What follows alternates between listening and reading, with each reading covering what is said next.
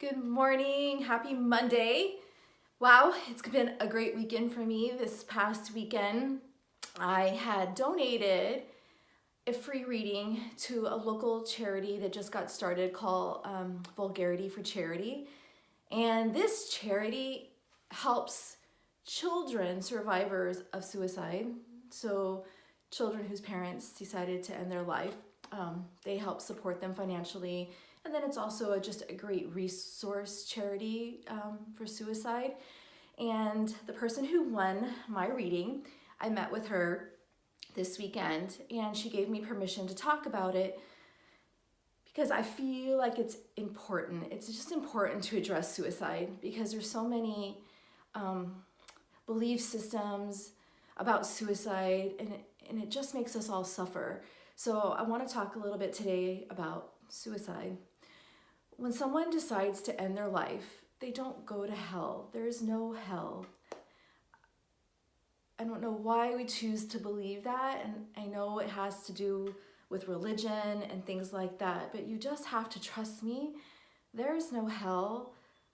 God understands that people suffer from mental disease.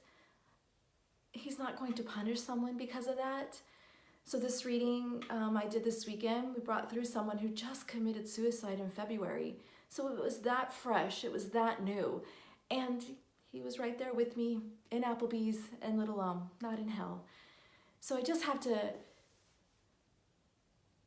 encourage you to change whatever belief system you have about heaven and hell and just know that our God's a forgiving God. He's a father. He sees the struggles that we go through. You know, we make a decision when we come to earth to give our soul an experience in this lifetime, and we're going to experience pain and we're going to experience love and we experience suffering so that we have a contrast to know the difference between good and bad. And, you know, sometimes we fall into mental illness and sometimes that's part of our path. We were meant to suffer that particular disease in this particular lifetime. And sometimes suicide was the way you were supposed to go. And I know that's hard to take for some of us who are left behind because it feels so selfish and it feels like they took matters into their hand. But sometimes we don't understand the bigger picture. I'm a firm believer through tragedy, beauty can come. If we didn't have tragedy, we wouldn't have people that needed to have a reason for their suffering. And we wouldn't have great organizations that come up because of it. We wouldn't have charities like the ones we have because someone suffered a little bit when their loved one decided to leave us. And so I just hope that you can understand someone who's suffering that much, that nothing else matters but what's going on in their head. And yeah, they just want to go back home.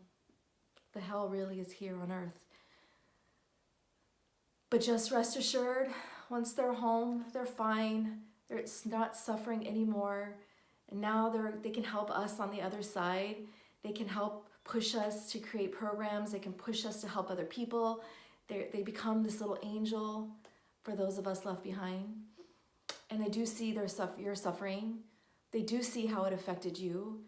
And I know that they have remorse. I feel the remorse when they come through. But at the end of the day, they're not hurting anymore. And so, hope that gives you some comfort. They're still around you. They're still here. They're not in hell. They're not being judged, right? They just went back home. And now they can help from the other side. Their suffering is watching you suffer, really. That's what the hell is. They're watching their loved ones who they left behind and the triple effect of what's happened. That's their suffering. But anyway, no hell. They're around. They were with me at Applebee's in Little Elm this weekend. So I hope that brings you some comfort. That's my take on suicide. Hope you guys have a great Monday. We'll talk to you next Monday.